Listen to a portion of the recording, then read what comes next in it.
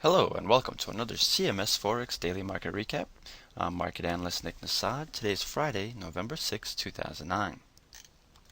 We start today's recap with a look at the nonfarm payroll report, which came out today, and it showed that the U.S. unemployment rate rose to its highest level in 26 years in October, as employers cut more jobs than forecast, a sign that the labor market continues to struggle even as the economy emerges from recession.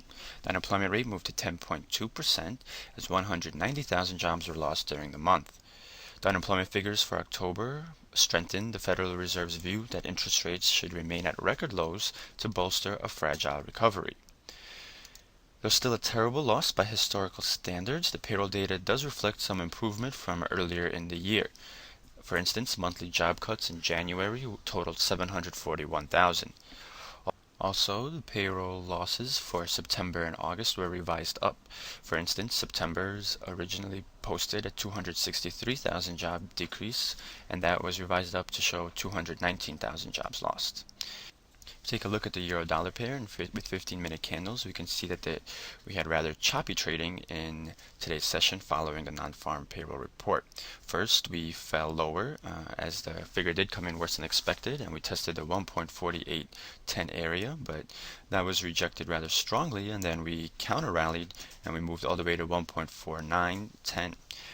From there, the greenback strengthened again, and by the end of today's trading was around 1.4845. Trading is common for following such an important release, as we see traders and investors adjusting their positions in light of the data. If we zoom our chart out to look at 1 hour candles, we see that overall our trading today remained within the range of yesterday, testing yesterday's low and high rather well. Therefore, the euro managed to keep its gains from the middle of the week and looks set to finish the week higher by about 100 pips. The employment report from the U.S., however, was unable to give the pair any new direction, and it doesn't provide much change to the underlying dynamics. It seems that the Fed is going to keep its ultra-loose monetary policy in place, which can help to prop up asset prices and higher yielding currencies like the euro. However, the jobs report wasn't so bad that it seriously damaged risk appetite, and we didn't see very strong gains by the greenback as a result. In a look at the pound-dollar pair, we saw similar action in that the pound first lost in the wake of the release to the greenback, but then was able to pair some of its losses, though unlike with the euro, we didn't see another move down in favor of the greenback. Here too, the pound seems that it would be able to keep its gains from the middle of the week, and we're going to end this week trading around 1.66. That was our level of resistance.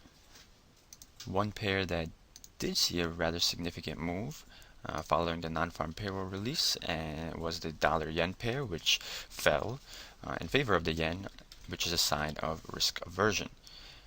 We pushed below our support from the middle of this week and reached the 89.60 level.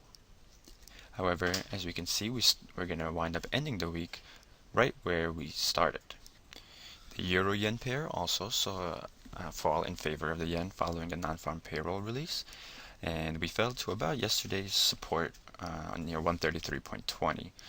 We're also testing an upward sloping line of support, and if we draw a short-term line of resistance, we see that we have where our two lines are converging.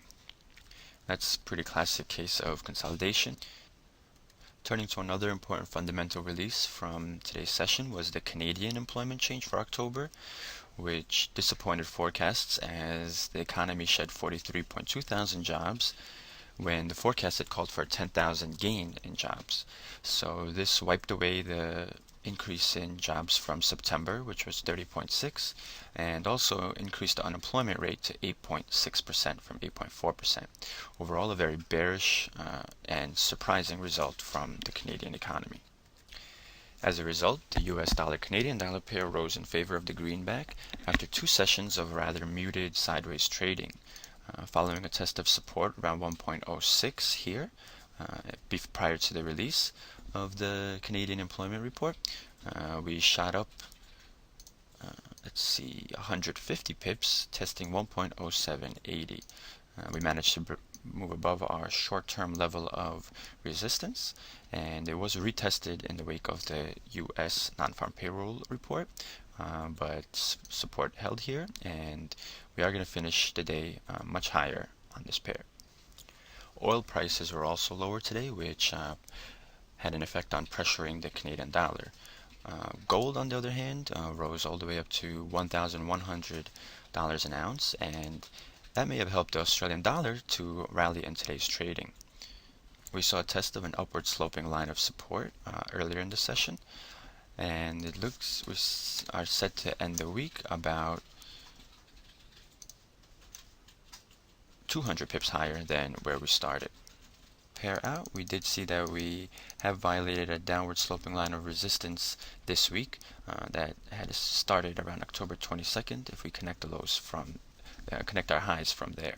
We now test a horizontal level of resistance here around 0.92, which had acted as support in mid-late October. So we'll see if we're able to move above that level, or if it will act as important resistance, pushing this pair back down to correct this recent rally. And a look at some key upcoming events. Next week, Tuesday, we'll get the German ZEW economic sentiment. On Wednesday, we get employment data both from the UK and Australia, and Friday will give us the European preliminary third quarter GDP data along with the US trade balance. And that wraps up our coverage of the Forex market for this week. Thank you for watching, and I hope you have a great weekend.